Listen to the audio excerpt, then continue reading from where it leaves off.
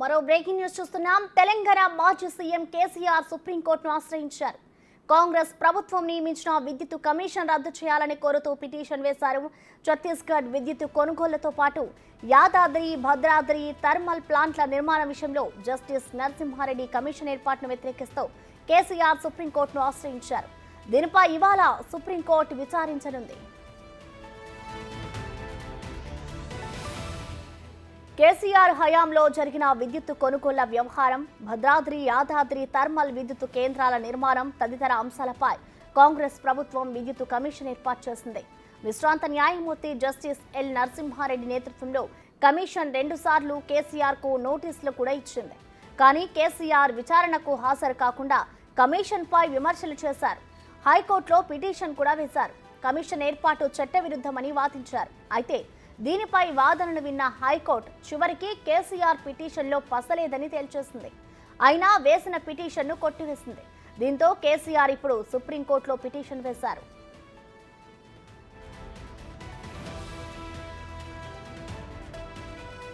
కేసీఆర్ తరఫున న్యాయవాది మోహిత్ రావు special leave పిటిషన్ను దాఖలు చేశారు. ఈ petition chief justice DY Chandrachud, justice JB Pardiwala, justice Manoj మిశ్రాలతో కూడిన త్రిసభ్య ధర్మాసనం ముందుకు ఇవాళ విచారణకు రానున్నది.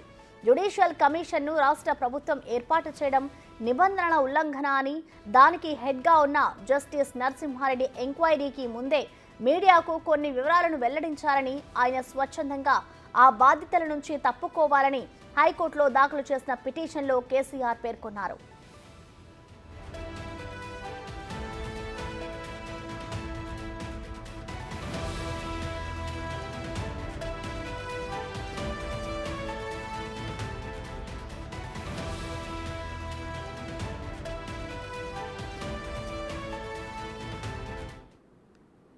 దీనిపై కంప్లీట్ డీటెయిల్స్ మా ప్రతినిధి సైదులు లైవ్ ద్వారా అందిస్తారు. సైదులు, చెప్పండి, విద్యుత్ కొనుగోలు వ్యవహారానికి సంబంధించి గతంలో కేసీఆర్ హైకోర్టుకి అయితే పిటిషన్ వేశారు. ఇప్పుడు మరొకసారి ఇటు సుప్రీంకోర్టుకి అయితే వెళ్ళబోతుంది ఆయన పిటిషన్. సో దీనికి సంబంధించిన అప్డేట్స్ ఎలా ఉన్నాయి సైదులు? వాదనలు ఏ విధంగా జరిగే అవకాశం ఉందనుకోవచ్చు?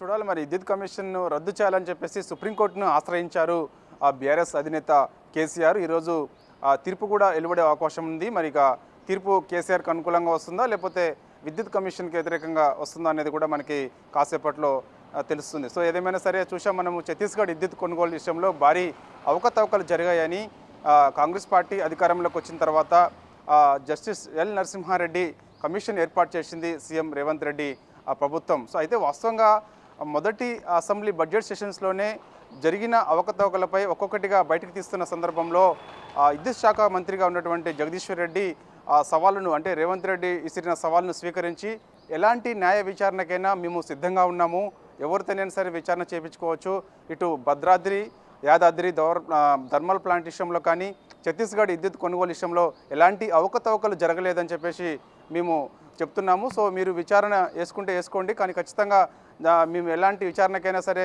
మేము సహకరిస్తామని చెప్పేసి కూడా నిండు అసెంబ్లీ సాక్షిగా ఇటు బీఆర్ఎస్ పార్టీ ఎమ్మెల్యేలతో పాటుగా మాజీ విద్యుత్ శాఖ మంత్రి, ప్రస్తుతం సూర్యాపేట ఎమ్మెల్యేగా ఉన్నటువంటి జగదీష్ రెడ్డి కూడా చెప్పడం జరిగింది. అయితే వాస్తవంగా ఈ థర్మల్ ప్లాంట్ యాదాద్రి భద్రాద్రి ఈ థర్మల్ ప్లాంట్లోనే ఛత్తీస్గఢ్ విద్యుత్ కొనుగోలు విషయంలో వాస్తవంగా ఆ రోజు జరిగిన అగ్రిమెంటు ₹3.45 ఒక్క యూనిట్కి కేటాయిస్తామని చెప్పేసి అగ్రిమెంట్ రాసుకోవడం జరిగింది. కానీ తీరా చూస్తే మాత్రం ₹5.42 చెల్లించినట్టుగా కూడా అన్ని ఆధారాలన్నీ కూడా బయటకు వచ్చాయి. అయితే ఇది ఎందుకు ఇలా అగ్రిమెంట్ రాసింది ఒక విధంగా అయితే ₹5.42 ఎందుకు చెల్లించాల్సి వచ్చింది, దీనిపై స్పష్టత ఇవ్వాలని చెప్పేసి కూడా ప్రభుత్వం డిమాండ్ చేసింది. సో దీనిపై వాళ్ళు సమాధానం చెప్పలేక బయటకు వచ్చి నిరసన తెలిపిన సందర్భాలు కూడా ఉన్నాయి. కానీ దీనిపై అవకతవకలు జరిగాయని చెప్పేసి retired justice L Narasimha Reddy commission ఏర్పాటు చేసింది ప్రభుత్వం. సో ఇక దానిపైన ఇంతకుముందే నోటీసులు కూడా కేసీఆర్ అందుకున్నప్పుడు ఆ విద్యుత్ కమిషను చట్టబద్ధంగా లేదు, మొత్తం సీఎం రేవంత్ రెడ్డి కనుసంధానంలోనే